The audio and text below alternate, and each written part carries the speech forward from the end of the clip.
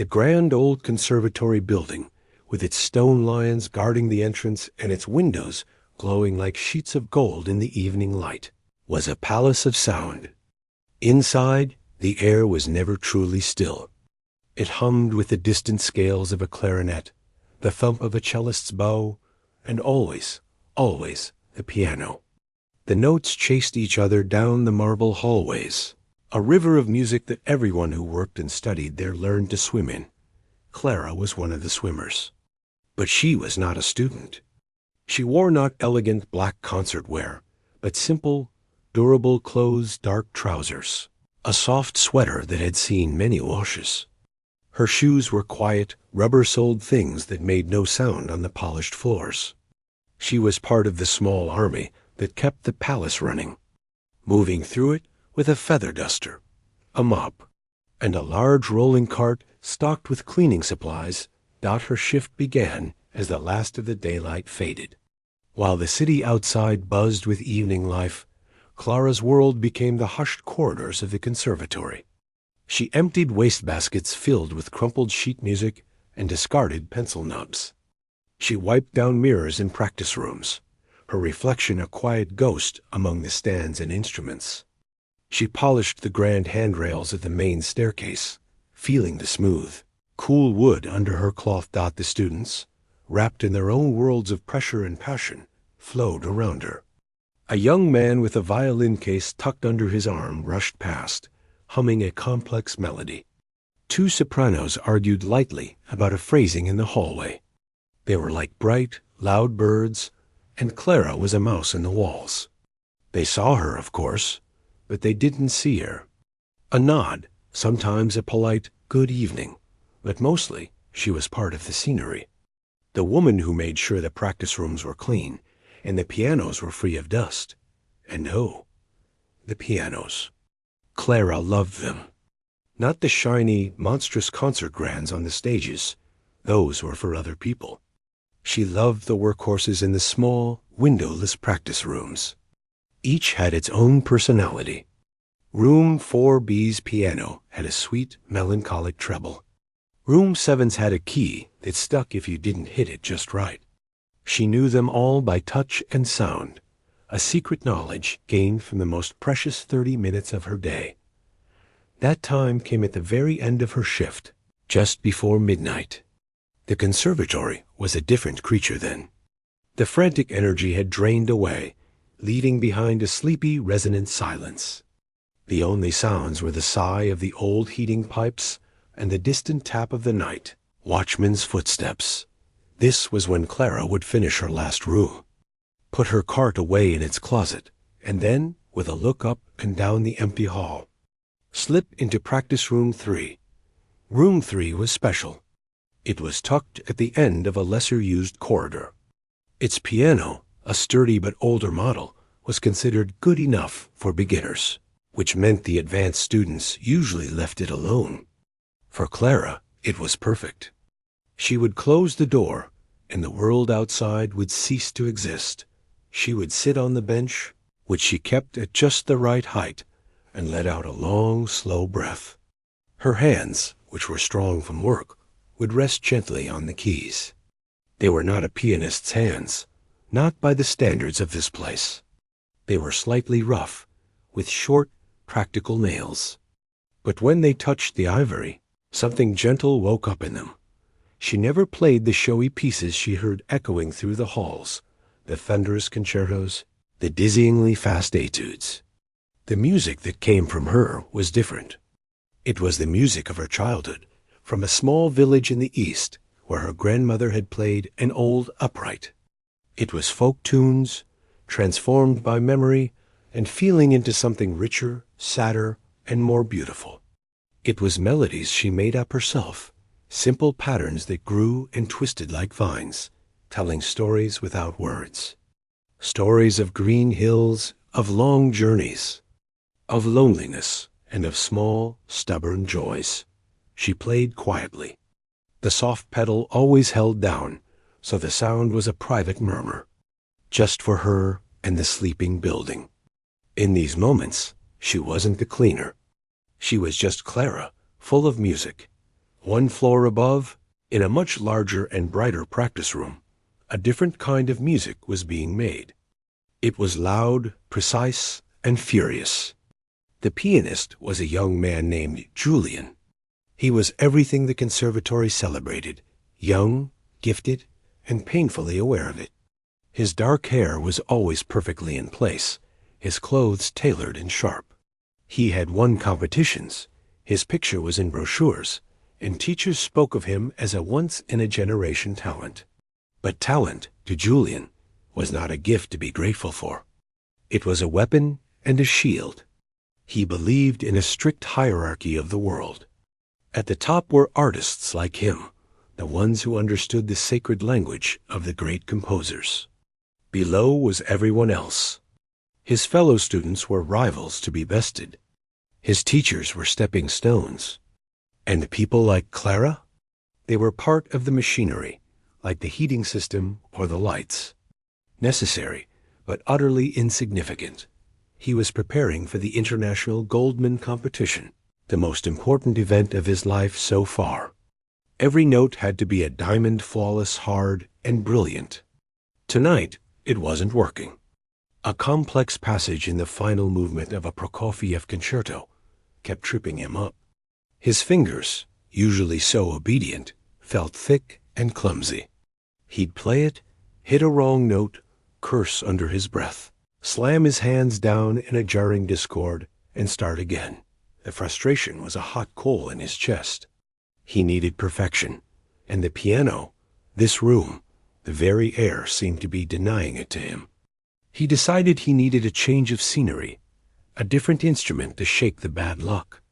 He remembered the smaller practice rooms downstairs. They were less popular, often free. He grabbed his leather music portfolio and stormed out of the room. His footsteps were quick and angry on the stairs. He turned down the corridor, his mind still chewing on the troublesome passage, and pushed open the door of practice room 3 without knocking. The light was off, but the room wasn't empty. The dim glow from the hallway fell on the figure of Clara, who was just finishing her ritual. She had been lost in a final, gentle chord. The sudden invasion made her jump. Her hands flew from the keys and into her lap, as if caught in a private act. Julian flicked the light switch on, flooding the room with a harsh fluorescent glare. He blinked, taking in the scene. The cleaning cart parked outside the door, the woman in simple clothes on the piano bench. "Oh," he said, his voice flat. It wasn't an apology, just an acknowledgement of an inconvenience. "You're here." Clara stood up quickly, smoothing her trousers. "I am finished," she said, her voice soft with the accent of her homeland. "The room is clean. It is all yours." She moved toward the door, head slightly bowed, aiming to slip around him. Julian's eyes fell on the piano. The dust cover was neatly folded on a chair. The bench was at a specific height. This wasn't someone who had just been dusting the lid. A smirk touched his lips. It wasn't a kind expression. It was the look of someone who has found a distraction from his own frustration. "Wait," he said, his voice dripping with a lazy curiosity. He stepped fully into the room, blocking her path a little. He nodded toward the piano. "Were you playing?" Clara's cheeks flushed a faint pink. She looked at the floor, only for a moment, to check the keys. For dust. It was a weak lie, and they both knew it. Julian's smirk widened. The idea was absurd and perversely amusing. The cleaning woman playing the piano? In his conservatory? It was like hearing a sparrow tried to sing opera. In his mood, this small, strange thing was a target for his simmering anger. Checking for dust, he repeated, his tone making it clear he didn't believe a word. He looked her up and down, seeing only her worn sweater and her quiet, nervous posture. He saw no artist, only a servant out of her depth. The hot coal of his frustration found a vent. He dropped his portfolio on a chair with a thump. "Well," he said, crossing his arms, "since you're already here, and you've been checking the keys. Don't let me stop you." He leaned against the doorframe, his body language a wall of amused challenge. "Play something properly. Let's hear it." Clara just stared at him, her heart thumping against her ribs. This was her private sanctuary, and now it felt like a cage. The man in the expensive coat was looking at her like she was a curious insect. Julian misinterpreted her silence for ignorance. The urge to put her in her place, to reassert the natural order of things, swelled in him. He gave a short, humorless laugh. "Go on. It's just a piano, right? Not a holy relic. Show me what you've got." He added, the words slicing through the quiet room. "Consider it a little duel. Your enjoyment against actual skill." The challenge hung in the air, ugly and heavy. It wasn't an invitation. It was a trap, set for his own entertainment, a way to feel powerful again after a night of feeling weak. He waited, confident she would mumble an excuse and flee, confirming his every assumption about her place in the world. Clara stood very still. The safe thing, the smart thing, was to leave, to apologize again, and disappear into the hallway. But as she looked from his arrogant face to the piano keys, something in her shifted. A quiet, stubborn ember, long buried under years of humility and hard work, began to glow. She thought of her grandmother's hands, of the hills back home, of the music that lived in her bones. Not in a leather portfolio. Very slowly, she turned away from the door. She walked back to the piano bench. She did not look at him. She simply sat down, her back straight, and let her hands rest once more on the keys.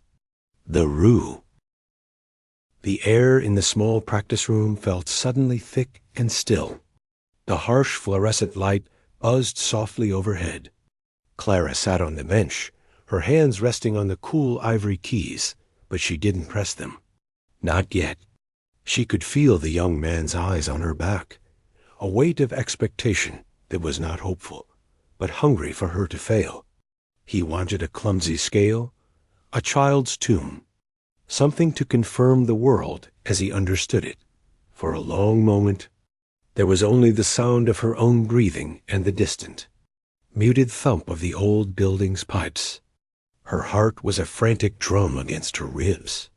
Every sensible instinct screamed at her to get up, to mutter an apology, to escape back into the invisible safety of her routine.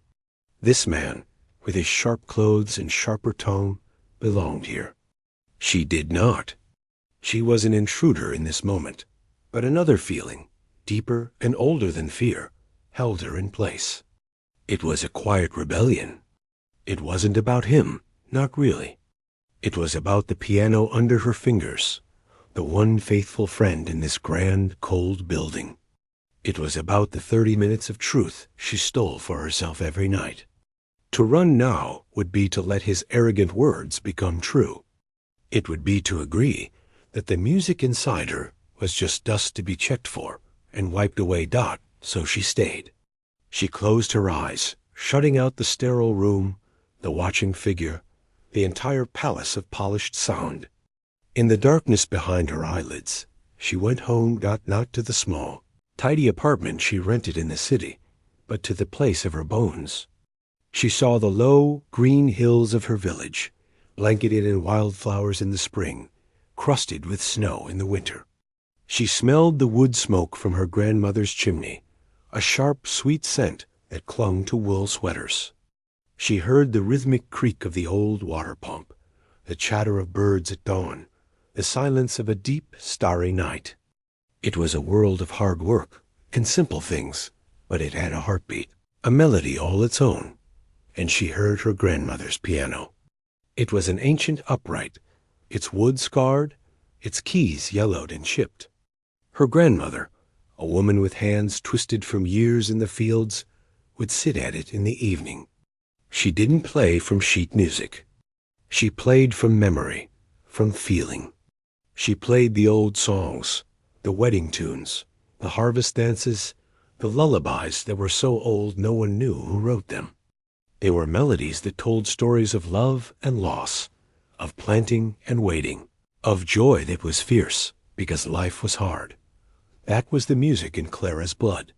Not the printed notes in Julian's leather portfolio, but a living, breathing thing passed from hand to hand, heart to heart. She opened her eyes. Her gaze was no longer nervous, but distant, focused on a point far beyond the wall. Her posture changed. The slight hunch of someone trying to be small fell away. She drew her shoulders back, took a slow, deep breath that filled her lungs, and let it out. Her hands, those strong, practical hands, lifted slightly and then settled back onto the keys with a new kind of certainty dot in the doorway. Julian watched this transformation with a flicker of annoyance. The delay was boring him. He'd expected immediate, panicked failure. This quiet preparation felt like a waste of his time. He shifted his weight, his arms still crossed tightly over his chest. Just get on with it, he thought. Play your silly little song so I can have the room. Clara's fingers moved. The first note was not loud. It was a single deep tone from the lower part of the piano, held just low enough to vibrate in the room's silence. It was a grounding note, like the root of an old tree. Then came another, and another, building not into a familiar melody, but into a strange, open chord. It sounded ancient and slightly foreign to Julian's classically trained ear. It wasn't major or minor in a simple way. It held both sadness and strength inside it. Then her right hand began to weave a line above this foundation. It was a folk tune, but it was not simple. It was intricate, with turns and ornaments that sounded like bird calls or the winding of a mountain path. Her left hand was not just playing chords. It was a pulse, a heartbeat, sometimes gentle, sometimes driving forward with a raw rhythmic power. Julian's bored expression froze. His crossed arms loosened slightly. This was not Twinkle, Twinkle, Little Star. This was not anything he recognized. The technique was unorthodox. She used the pedals differently, creating washes of sound that blurred together. Her fingering for a rapid run would have made his first-year teacher wince, yet the notes were all there, clear and ringing. But it wasn't the technique that stopped him. It was the sound. The music coming from the piano was alive in a way his own practice never was. He played Prokofiev's Anger, Beethoven's Triumph, Chopin's Sorrow, but they were emotions borrowed from giants. He was a brilliant translator, but he was not the author of the feeling. Clara was. The story was hers. He could hear it, even if he didn't know the words.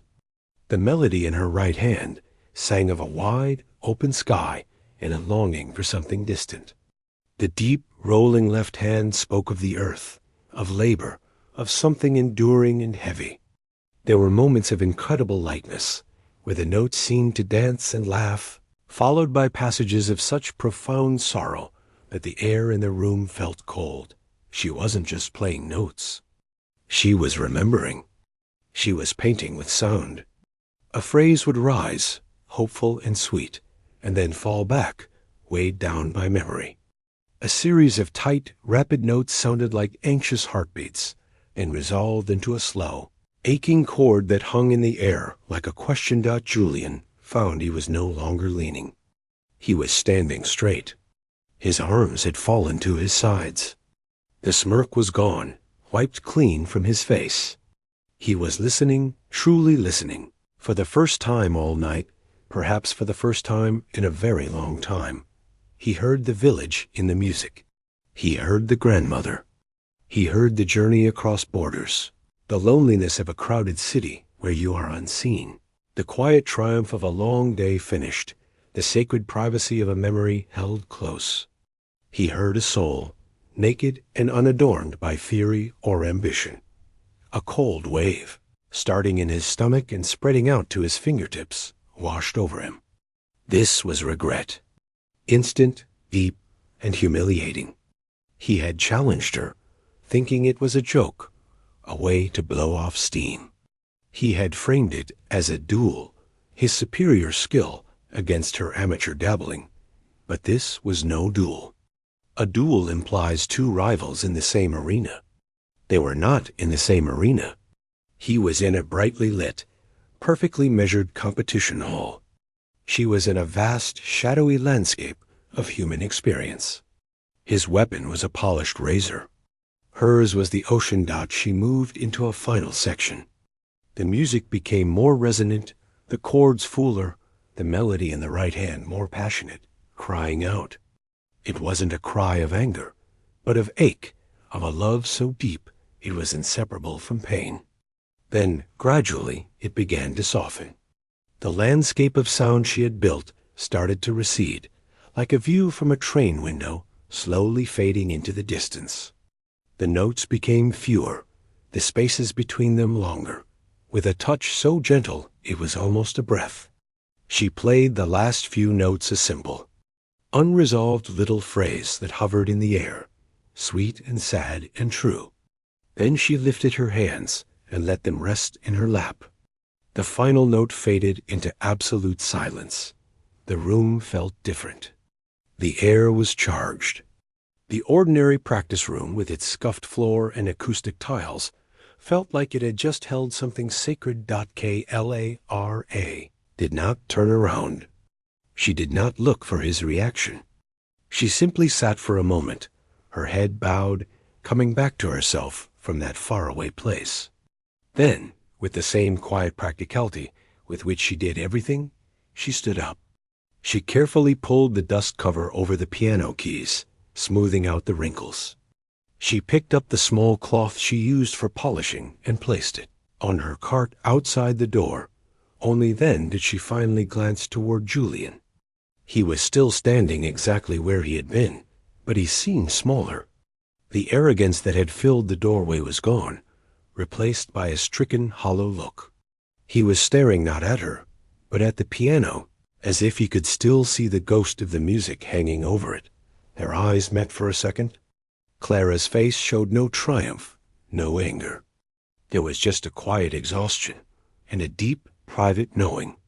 She gave him the same small, polite nod she gave everyone in the hallways, the nod that said, "*I see you.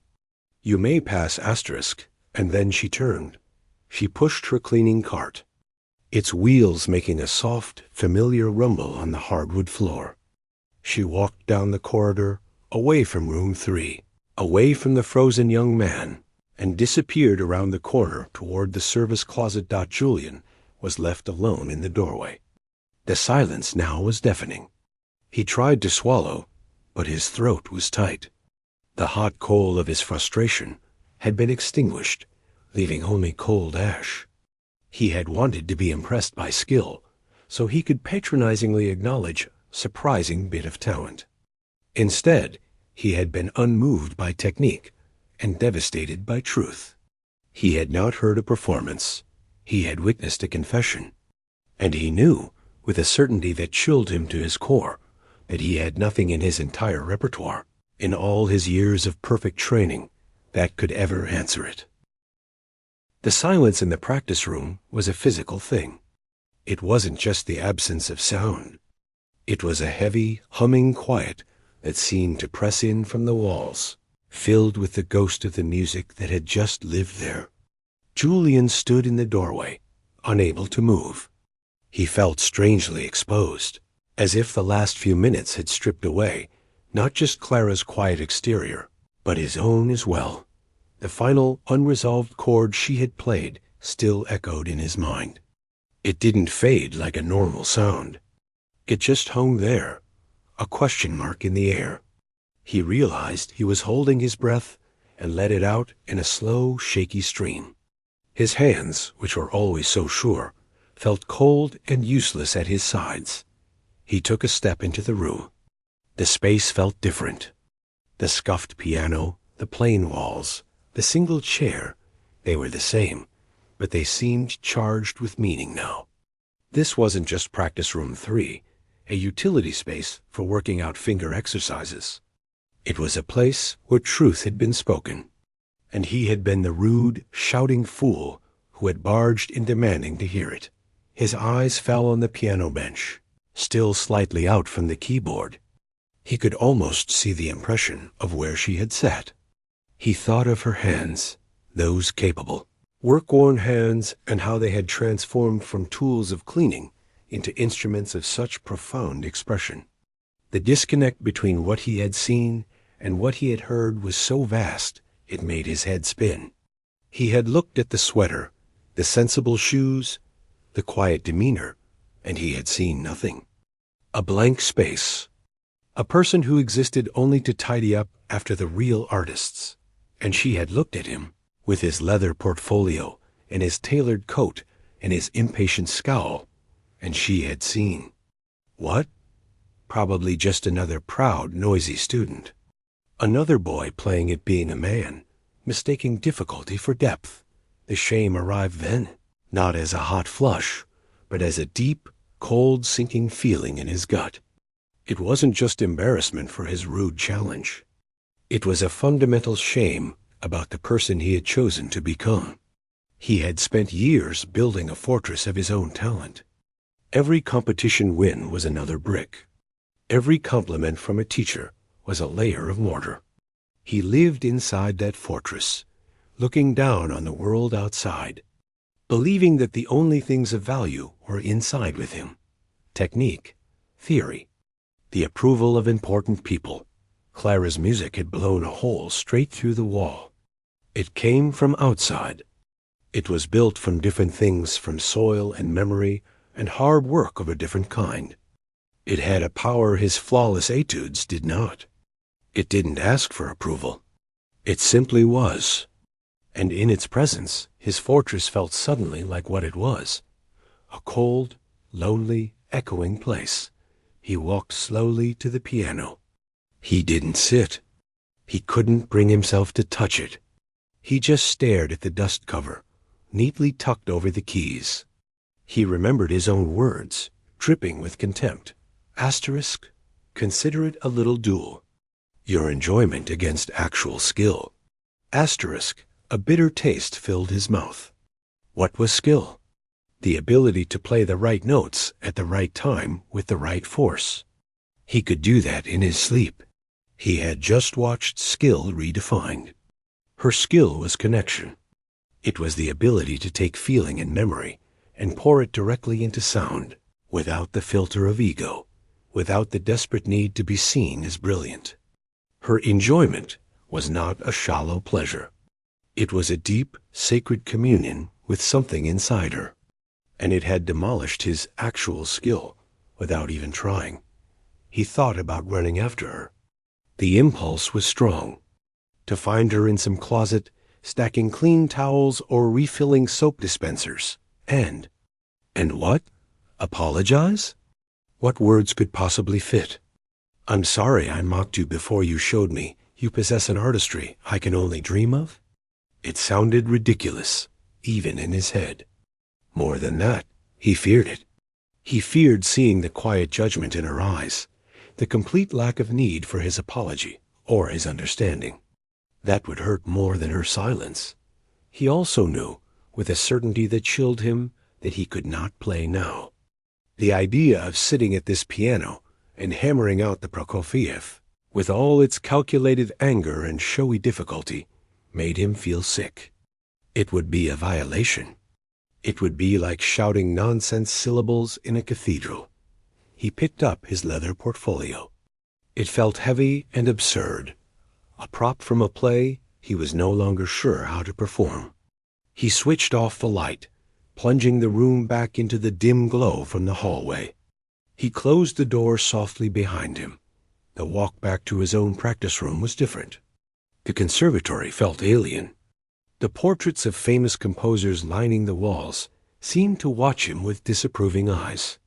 The distant sound of another student practicing a difficult passage, all crisp notes and no heart sounded, tinny and empty to his ears.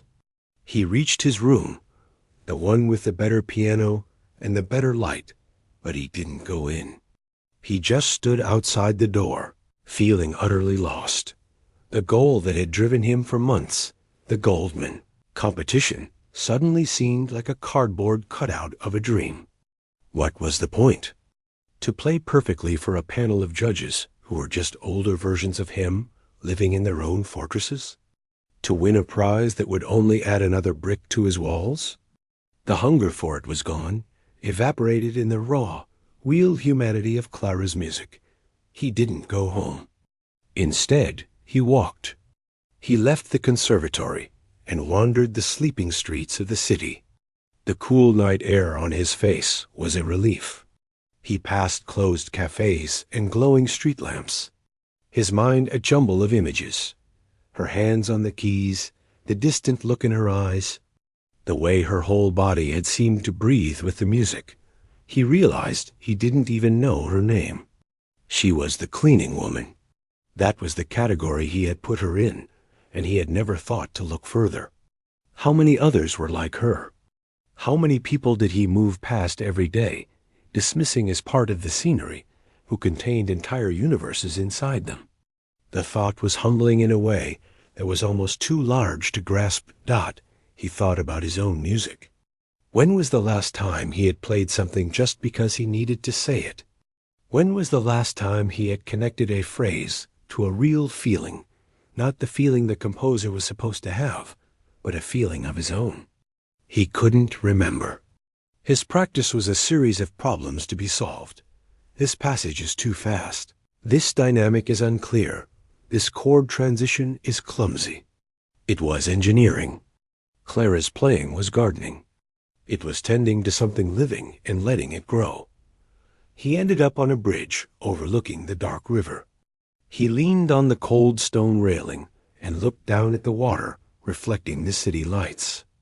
The competitive fire that usually burned in him was out.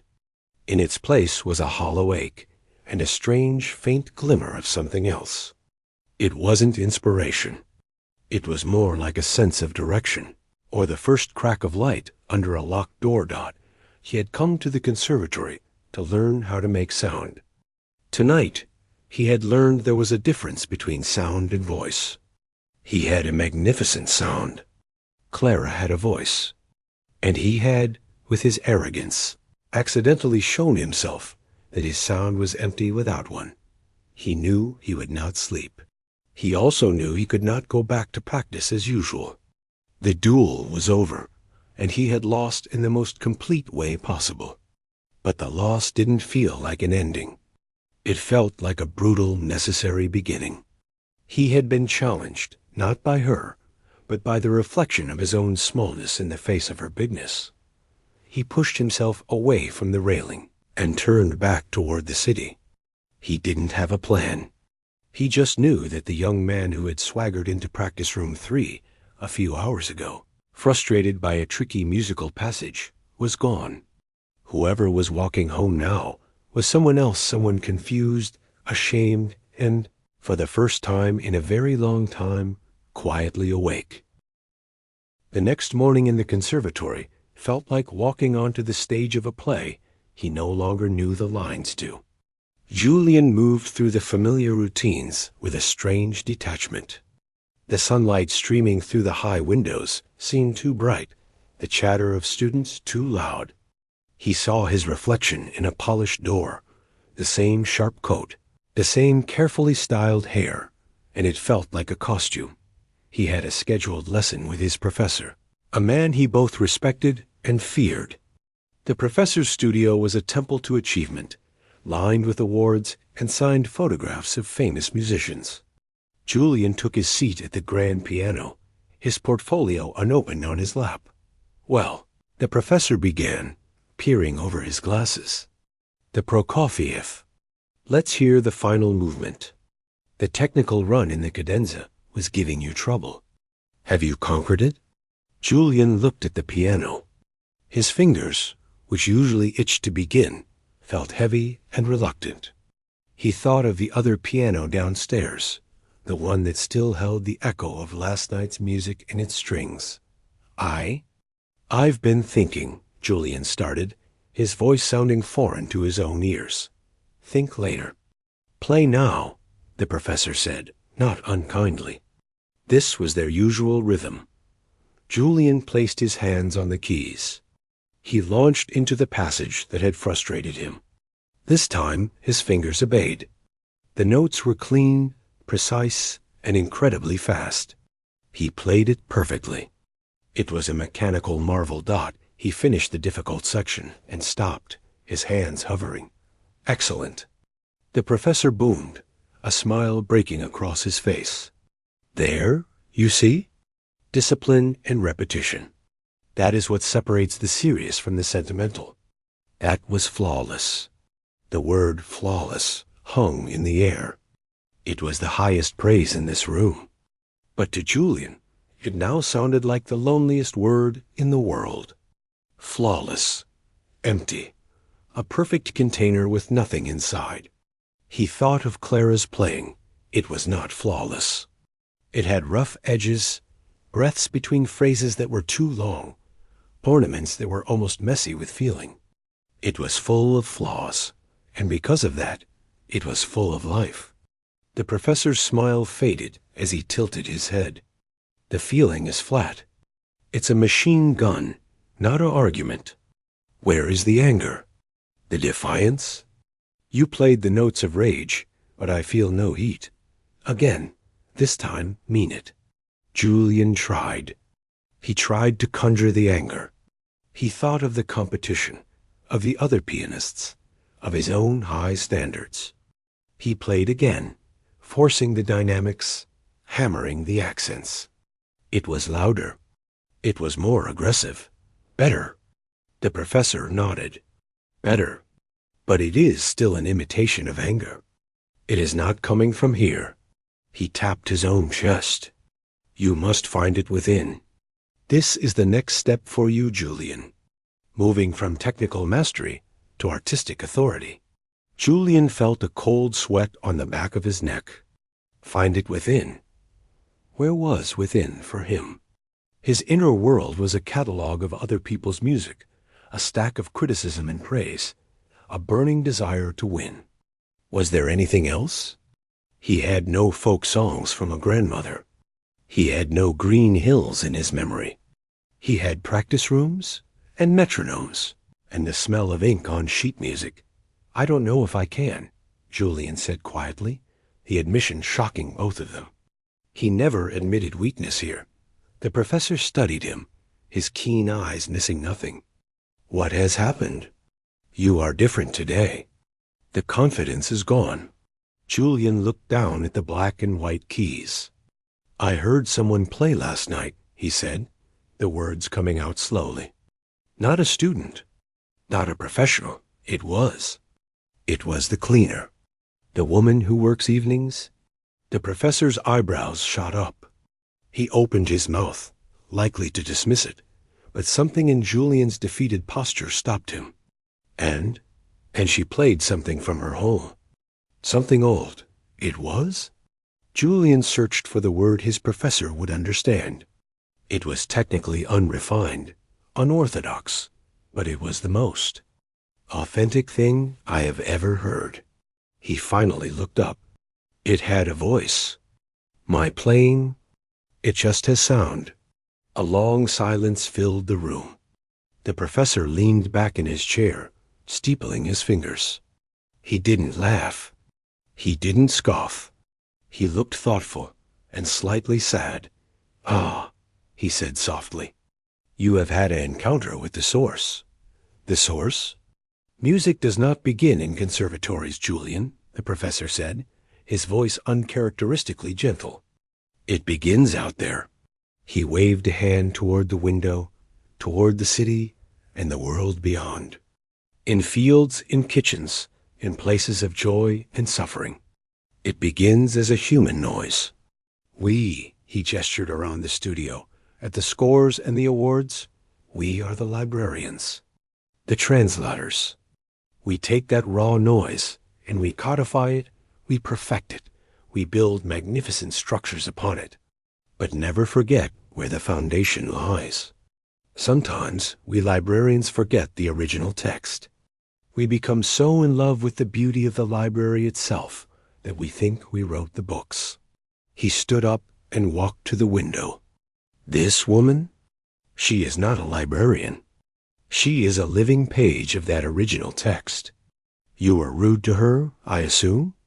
Julian's flush was answer enough, and she played for you anyway. She showed you the text.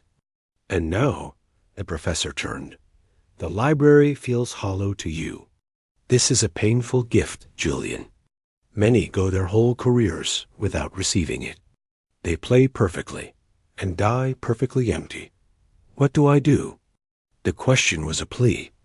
You cannot become her. Your path is different. You are a librarian, a master translator. But now you have glimpsed the meaning behind the words you translate. So translate differently. He walked back to the piano. Play the Prokofiev again. But this time, do not play the notes of anger. Remember the feeling in her music. What did you call it? The ache, the longing. Find that feeling in yourself. It does not have to be about a village. It can be about your own loneliness in this pursuit. Then let Prokofiev's notes be the vehicle for your ache. That is how it becomes art. Not a display, but a sharing. Julian sat for a long moment. He thought of the hollow feeling from the bridge. The shame. The confusion. That was his raw material. It was not beautiful, but it was real. He placed his hands on the keys once more. He didn't start with the furious cadenza. He went back to a slower, more lyrical section of the piece. He let himself feel the hollow space inside him. He thought of the fortress of his talent, now feeling like a prison. He thought of the years spent seeing people as furniture. The loneliness of that. He let that feeling seep into his fingers. The notes were the same, but the sound was utterly different. It was darker, richer, more connected. There was a weight to it, a vulnerability. He wasn't showing off. He was hesitantly letting something out. He finished the phrase and stopped. The room was quiet. The professor's eyes were bright. "There," he whispered. "That is the first true note you have played for me in a year. It was not perfect. It was slightly messy, but it was alive.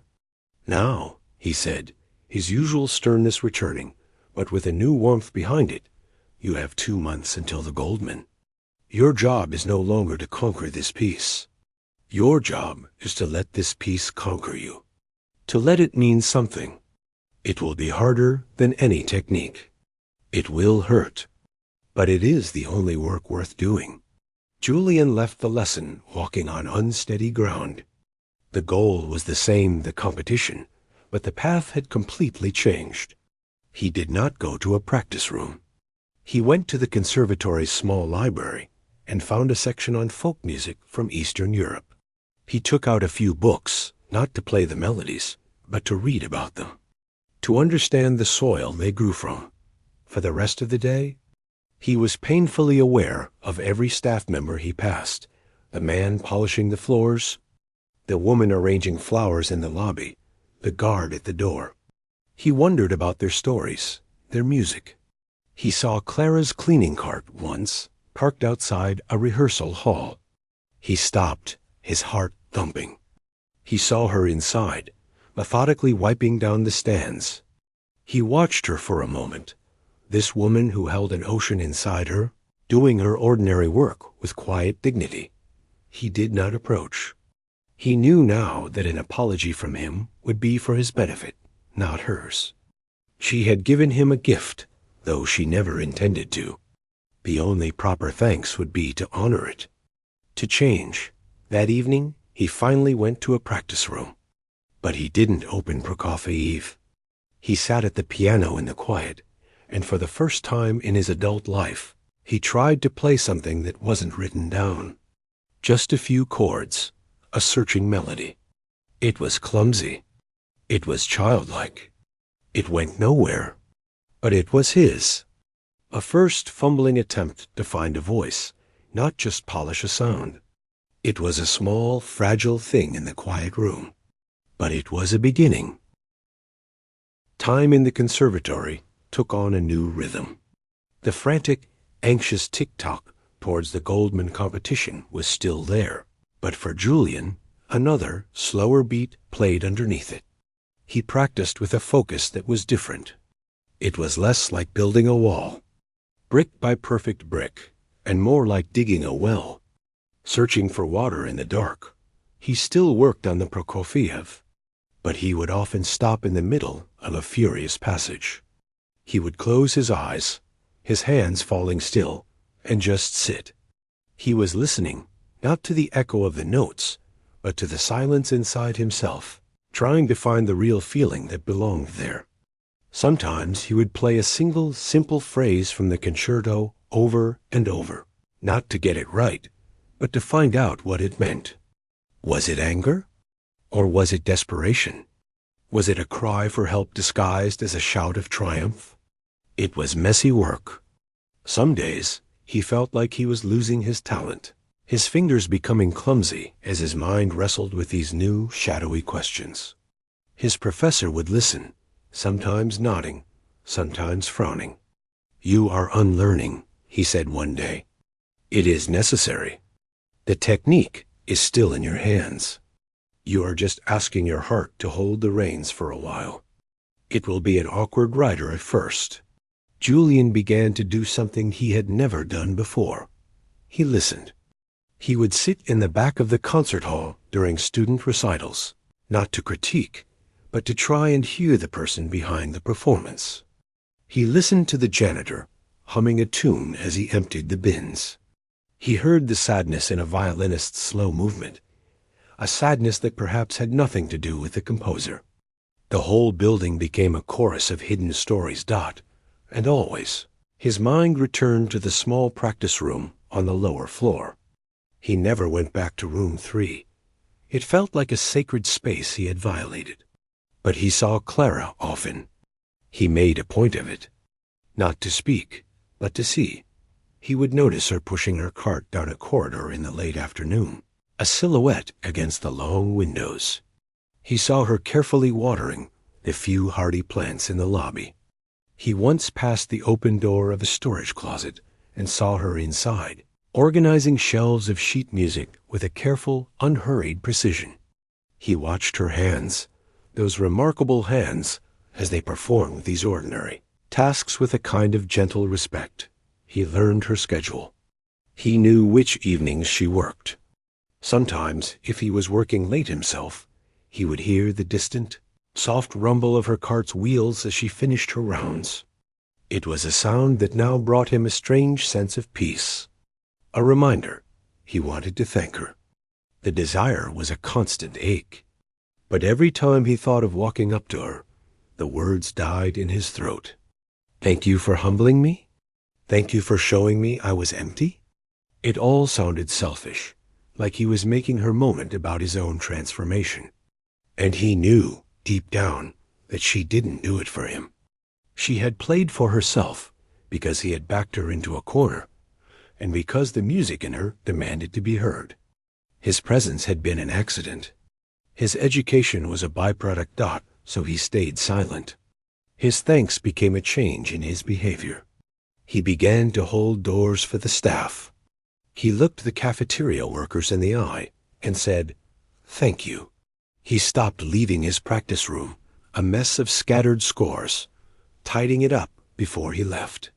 Small, silent gestures, planting seeds of respect where before there had only been empty air. The night before the Goldman competition preliminaries, the conservatory was charged with a nervous energy. Students paced, last-minute notes echoed, and the air tasted of rosin and fear. Julian felt the old anxiety coiling in his stomach, but it was quieter now. Mixed with a new kind of resolve, he was in a practice room, running through the concerto one last time, not to fix anything, but just to feel its shape under his hands. As he finished, the door opened softly. It was his professor. "Ready?" The older man asked. "I don't know," Julian said honestly. "I feel less ready and more prepared, if that makes sense." His professor smiled. "It makes perfect sense. Come, walk with me." They left the practice rooms and walked down the grand main staircase. As they reached the ground floor, Julian saw a familiar figure. Clara was at the far end of the lobby, near the main doors. She was not cleaning. She was looking at the large notice board where the competition schedule and participant lists were posted. She stood there, her hands clasped in front of her plain work apron, simply reading. Julian's breath caught. His professor followed his gaze and understood. "Go," the professor said softly, giving him a small nudge. Not to talk, just to be seen. Julian walked across the vast, marble-floored lobby. His footsteps echoed. He stopped a few paces away from her, not wanting to startle her. Clara sensed his presence and turned. Her face, in the dim evening light of the lobby, was calm. She showed no surprise, no fear, no expectation. She just looked at him, waiting. All the polished speeches he'd imagined vanished. He just stood there, a young man in a concert suit, facing the woman in the work apron. The silence stretched, but it wasn't the challenging silence of the practice room. It was just quiet. Finally, Julian did the only thing that felt utterly, completely right. He bowed, not a small nod. A deep, formal bow from the waist, the kind of respect one musician pays to a true master. He held it for a moment, his eyes on the floor, acknowledging the debt that could never be spoken. When he straightened, he saw a slight change in her expression. Not a smile, but a gentle softening around her eyes. A faint, acknowledging light. She gave him the smallest of nods in return. The same nod she had given him that night in the hallway. "I see you. You may pass." But this time, it felt different. It felt earned out then. Without a word, she turned. She picked up the feather duster from her cart, which was parked nearby, and went back to her work, gently dusting the frame of the notice board that held his name. Julian walked back to his professor, who was waiting by the stairs. He felt lighter. The coiled anxiety was still there, but it had room to breathe now. The next day, he performed at the preliminaries. He walked onto the stage in the huge, packed hall, sat at the magnificent concert grand, and felt a wave of the old fear. But then he thought of a small, quiet room. He thought of music that came from memory, not from paper. He thought of a bow in a silent lobby. He began to play. The notes were there. The technique was solid, but something else was there too. A depth, a longing. In the furious passages, there was a real struggle. In the lyrical moments, there was a true, aching sweetness. He wasn't just playing Prokofiev's concerto. He was having a conversation with it, using its language to speak about his own journey from arrogance to awe. He didn't win the preliminaries. He placed third, which was enough to advance to the finals, but was not the victory he had once dreamed of. A few years ago, third place would have felt like a public failure. As he walked off the stage, he felt a surprising peace. He had not played perfectly. He had played truthfully. And for the first time, that felt like the real victory. Life moved on. Julian continued his studies. He still aimed for stages and competitions, but the fire was different. It was warmer, less consuming. He became known not just for his skill, but for the unusual depth and sincerity of his interpretations. Critics sometimes called him the thoughtful virtuoso. He never spoke to Clara again. Their orbits simply crossed in the conservatory, a silent acknowledgement passing between them. He heard, through the grapevine of the staff, that she had been offered a better-paying job at a library, a quiet place full of books. He was glad for her. One autumn evening, years later, Julian was now a teacher himself at the conservatory. He was working late, grading papers in his small office. The building was quiet. As he packed up to leave, he heard it. From somewhere deep in the building, on a lower floor, the faint, distant sound of a piano dot was not a student practicing. It was that same unique sound, a little raw, full of story, a melody that spoke of faraway hills and deep roots. She must have come back to visit a friend on the staff, or perhaps just to see the old place. And she had found a piano, just for a few minutes. Julian stopped and listened, a slow smile spreading across his face. He didn't go to find the source.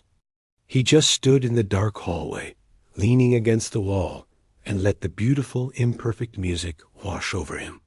It was still the truest sound he had ever heard. He knew then that the duel had never really ended.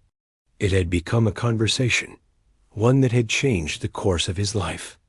And somewhere in the city, in a quiet room, a humble woman played, unaware that her music was still teaching, still echoing, still turning noise into meaning for anyone wise enough to listen.